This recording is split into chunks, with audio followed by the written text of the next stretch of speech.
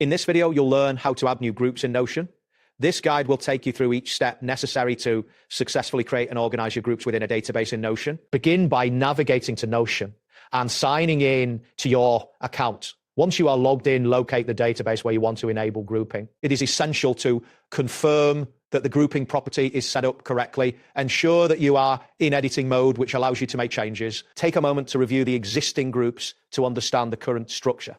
This preparation is crucial for modifying the database effectively. Next, you will add a new group value within the grouping property. To do this, look for the option to edit the grouping settings. Enter the name of the new group clearly and accurately. If necessary, assign any relevant items to this new group to ensure proper organization. After making these changes, confirm them immediately to save your work. If you do not see the changes reflected, consider refreshing the database view to update the display. This action will create the new group as intended. After adding the new group, it is important to organize and maintain the groups within your database. Review how the new group appears in the layout to ensure it integrates well with existing categories. If needed, you can adjust the ordering of groups to enhance clarity and usability.